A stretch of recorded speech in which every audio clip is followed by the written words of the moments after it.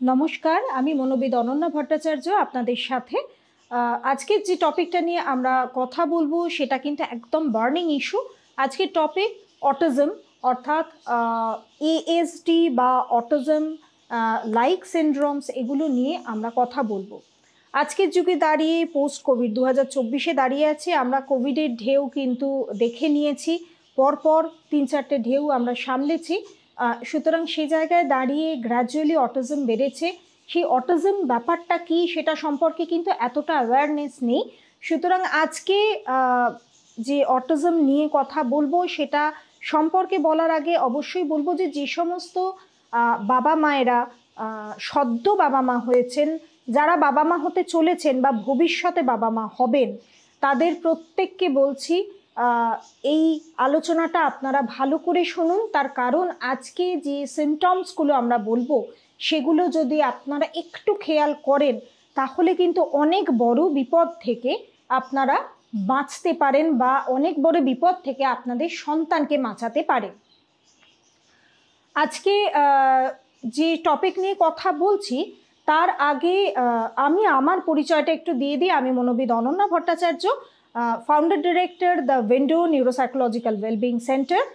তার সাথে সাথে কোঠারি মেডিকেল সেন্টারে আমি অ্যাটাচড রয়েছি। ওয়ার্ল্ড মেন্টাল হেলথ কেয়ার অ্যাসোসিয়েশনের আমি member, as well as women Indian chamber of কমার্সের মেন্টাল হেলথ কাউন্সিলের আমি মেম্বার। চলুন আজকে একটুখানি দেখে নিই যে অটিজম বা এএসডি সম্পর্কিত যাবতীয় তথ্যগুলো। এএসডি শব্দটা বেশ গুরুতর একটা বিষয়, তার কারণ এটা একটা ছাতার মতো বিষয়, তার মধ্যে অনেকগুলো সেগমেন্ট থাকে। আমরা আজকে কি দেখে বুঝবো যে একটি বাচ্চার অটিজম রয়েছে, কিভাবে ছোট থেকেই আমরা বুঝতে পারবো এবং তার কি কি প্রিভেনশন হতে পারে সেটা নিয়ে কথা বলবো। अगेन এটা একটা বিশাল বড় টপিক। স্বাভাবিকভাবে সব কটা ছাতার তলায় যতগুলো সেগমেন্ট আসে সেগুলো কভার করা সম্ভব নয়, তাই অ্যাজ এ হোল আমরা এটা নিয়ে আলোচনা করব।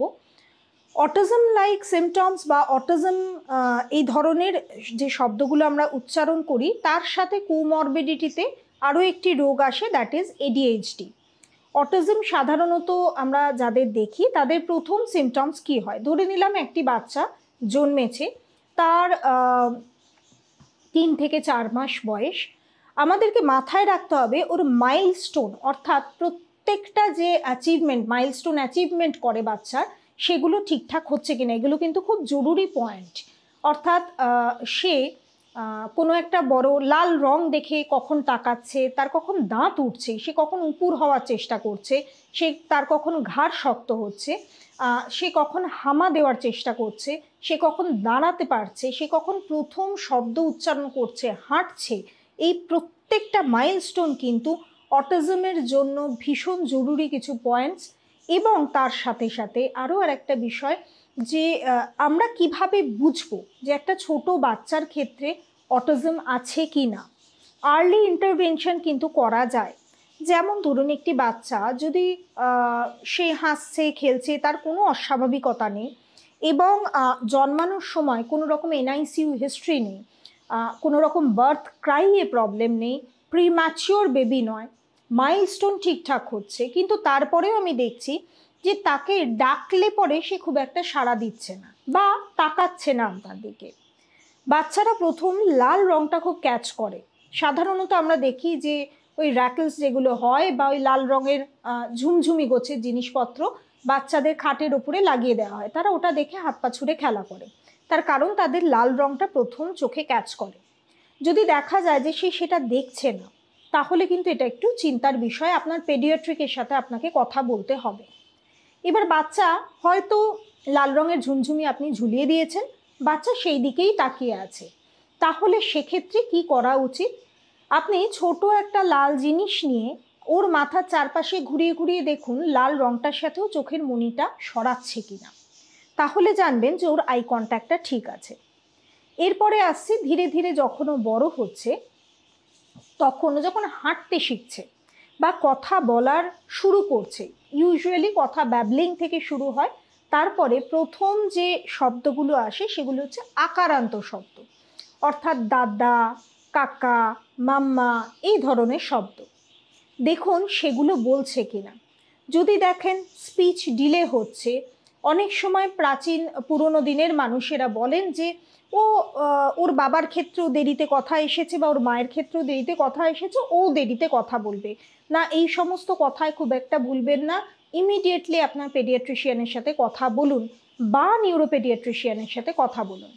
তারপরে যদি দেখেন যে বাচ্চা ইনিশিয়ালি কথা বলছিল, অর্থাৎ দাদা, মামা, টাটা এই ধরনের আকারান্ত শব্দগুলো বলছে, বলতে বলতে হঠাৎ করে একদিন কি শব্দগুলো ভুলে যাচ্ছে, আর যেন বলছে না, তখন কিন্তু চিন্তার বিষয়। বিকজ এটাকে বলা হয় স্পিচ রিগ্রেশন। রিগ্রেশন মানে পিছিয়ে যাওয়া। সুতরাং একটা সময় বাচ্চা একটা কথা বলছে কিন্তু গ্র্যাজুয়ালি পিছিয়ে যাচ্ছে, এই জায়গাটা আমাদের মাথায় রাখতে হবে, নোট ডাউন করতে হবে। এটা কিন্তু ওয়ান অফ দ্য সিমটমস। বাচ্চা যখন হাঁটতে শেখে তখন আপনি লক্ষ্য করবেন যে বাচ্চা পায়ের আঙুলের ওপর টো ওয়াক করছে কিনা বা পায়ের আঙুলের ওপর ডিঙি দিয়ে হেঁটে বেড়াচ্ছে কিনা সেটা লক্ষ্য রাখবেন। বাচ্চা জিবরিশ ল্যাঙ্গুয়েজ ইউজ করছে কিনা, অর্থাৎ এমন কিছু শব্দ যে শব্দগুলোর কোনো মানে আপনি বুঝতে পারছেন না, বাট আপনার যেন মনে হচ্ছে ও যেন একটা কিছু অর্থবহ বলার চেষ্টা করছে। বাড়িতে অনেকে বলেন ও বাচ্চারা এরকম অনেক কিছু বলে, ওগুলোতে কান দিস না। না দেওয়ার কিন্তু যথেষ্ট কারণ আছে। তার সাথে সাথে ধরুন বাচ্চা খেলছে, খেলতে খেলতে হ্যান্ড ফ্ল্যাপ করছে, অর্থাৎ হাত নিয়ে এরকমভাবে নাড়াচ্ছে, অথবা আঙুল নিয়ে খেলছে, ফিঙ্গার প্লেয়িং, সেটা যদি হয় তাহলে এটা কিন্তু অটিজমের একটা সিমটমস। যদি আপনি দেখেন বাচ্চা কর্নার সিইং করছে, কর্নার সিইং অর্থাৎ চোখের কোনা দিয়ে দেখা, সেটা যদি করছে আপনি দেখেন, তাহলেও এটা একটা চিন্তার বিষয়, এটাও একটা সিমটমস। নেক্সট আমরা কি দেখতে পাই, ধরুন কোনো খুব শ্রিল সাউন্ড, অর্থাৎ সাউন্ড সেন্সিটিভ যদি বাচ্চা হয়, মানে ধরে নিলাম বাচ্চাটির হর্নের শব্দে বা প্রেশার কুকারের সিটির শব্দে বা মিক্সির শব্দে, যেগুলো খুব বেসিক শব্দ আমাদের চারপাশে রয়েছে, সেগুলো তো ভীষণ সেন্সিটিভ হয়ে যাচ্ছে, খুব চিৎকার করছে, কাঁদছে, সেটা another symptoms. Last but not the least, যদি আরও অনেক সিমটমস রয়েছে, তাও যদি আমাদের ছোট করতে হয় তাহলে আমরা দেখি যে যদি ধরুন অপরিচিত কোনো মানুষ আসে, বাচ্চারা কি করে, বাচ্চারা হয় ভয় পেয়ে মায়ের পেছনে লুকোবে অথবা গিয়ে সোশ্যাল স্মাইল করবে। কিন্তু যদি দেখেন যে বাচ্চা একেবারেই মানে কোনো সোশ্যাল স্মাইলও করছে না, কোথাও গিয়ে কেউ এসেছে বলে ভয়ও পাচ্ছে না, জাস্ট ইনডিফারেন্ট টু আদার্স, তাহলে জানবেন বাচ্চার কোনো সমস্যা তৈরি হচ্ছে, বাচ্চা নিজস্ব ওয়ার্ল্ড তৈরি করতে শুরু করেছে, সোশ্যাল অ্যাকসেপ্টেন্স বা সোশ্যাল কমিউনিকেশনে তার একটা সমস্যা তৈরি হচ্ছে। যদি ধরুন আপনি আপনার বাচ্চাকে প্লে স্কুলে দেবেন বা দিলেন, সেখানে দেখলেন যে টিচার কনস্ট্যান্ট কমিউনিকেট করছে, আমার এখানে অন্যান্য যে সমস্ত বাচ্চা রয়েছে তার সাথে আপনার বাচ্চা মিশছে না, খেলছে না, কথা বলছে না, একটা কোনায় গিয়ে চুপ করে বসে থাকছে, আপন মনে খেলছে, নিজের থেকে প্লে ইনিশিয়েট করছে না, অর্থাৎ এর থেকে আমরা দুটো সিমটমস পাই, প্লে ইনিশিয়েশন হচ্ছে না, আর দুই আইসোলেটেড প্লেয়িং হচ্ছে। পার্কে গিয়েও এটা কিন্তু আপনারা লক্ষ্য করতে পারেন। তাহলে জানবেন বাচ্চার কোথাও একটা সমস্যা তৈরি হচ্ছে। দেখুন এতগুলো সিমটমস আমি কেন বলছি, তার পেছনে রিজন হচ্ছে যত আর্লি আপনি ইন্টারভেন করতে পারবেন তত কিন্তু আপনার বাচ্চা অনেকটাই সুস্থতার পথে যাবে, পুরোটা কিন্তু নয়। কেন? তার কারণ অটিজম কিওরেবল নয়, এটা ডিজিজ আমরা বলতে পারি না, এটা ডিসঅর্ডার, কিন্তু এটা কিওরেবল নয়, এটা প্রিভেন্টেবল। আজ অবধি এটার কোনো ওষুধ তৈরি হয়নি। অটিজম দু ধরনের হয়, এক লো ফাংশনিং, দুই হাই ফাংশনিং। লো ফাংশনিং অটিজম কীরকম হয়, যে ক্ষেত্রে আমরা দেখি যে এদের আইকিউ অনেকটাই কম, আর high functioning IQ below average বা অ্যাভারেজ।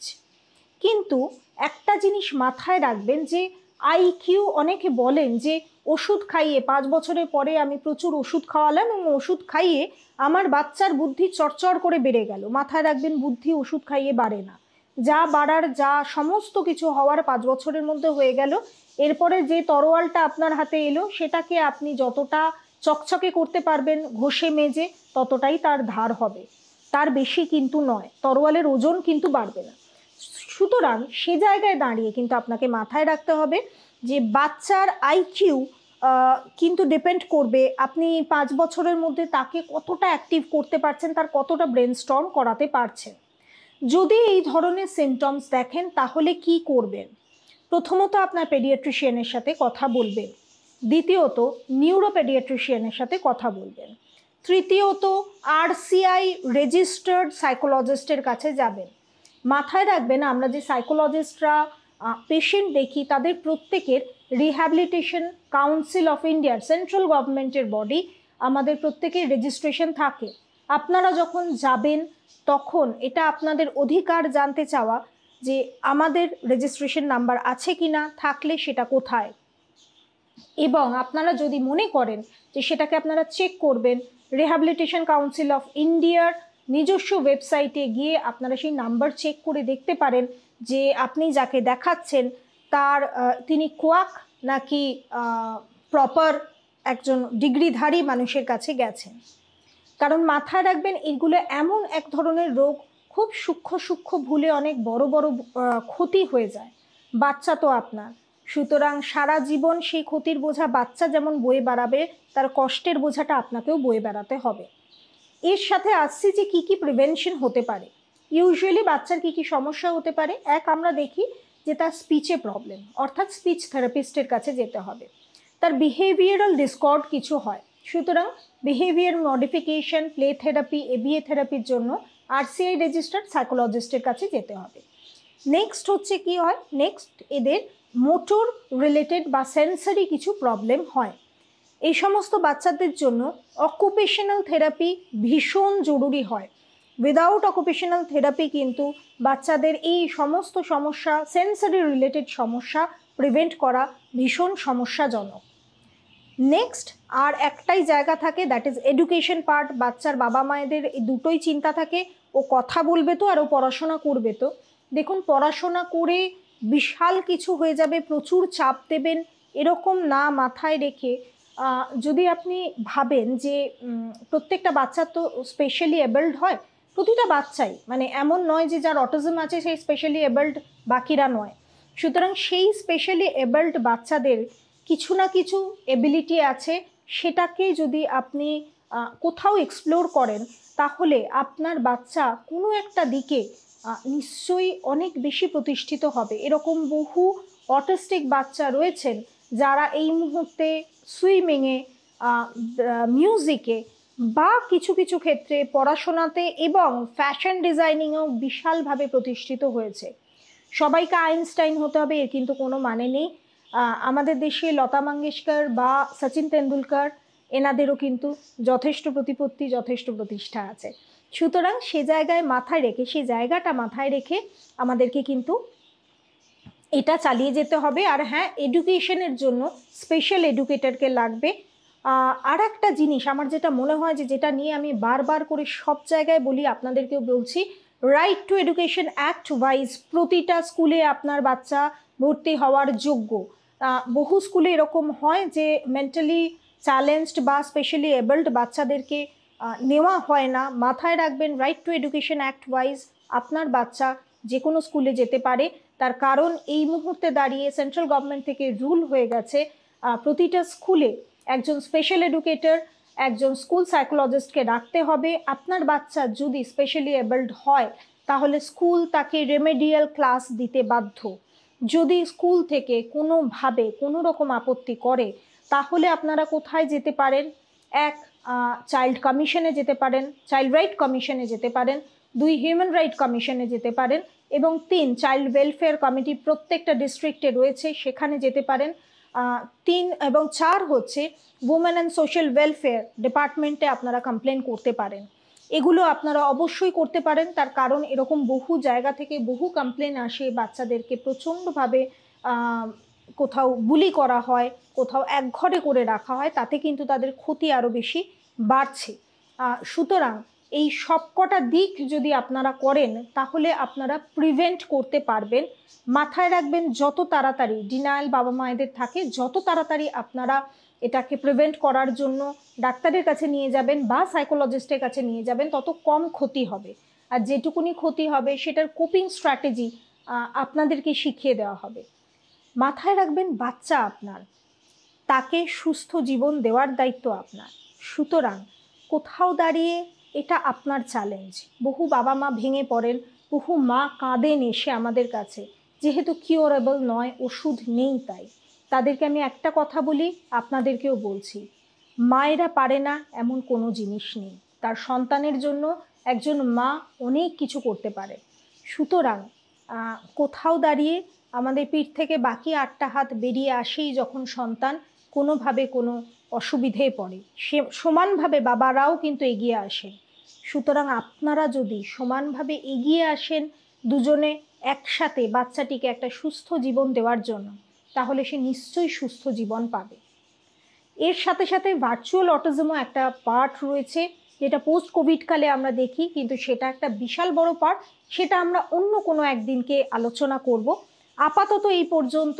আশা করি যারা সদ্য বাবা মা হয়েছেন, যারা বাবা মা হতে চলেছেন, বা যারা বাবা মা হবেন ভাবছেন, বা যারা এই মুহূর্তে 2 বছর বা 3 বছর বাচ্চার বাবা মা, তারা এই ধরনের সিমটমসগুলো চেক করবেন। তার কারণ মাথায় রাখবেন, অটিজম অনসেট মোটামুটি 2.5 বছর থেকে আমরা দেখতে পেয়েই যাই। ভালো থাকবেন। যদি ভালো লাগে তাহলে অবশ্যই লাইক করবেন, কমেন্ট করবেন, সাবস্ক্রাইব করবেন। চেষ্টা করব আমরা উত্তর দেওয়ার। হেলথ ইনসাইট বাংলার তরফ থেকে নমস্কার।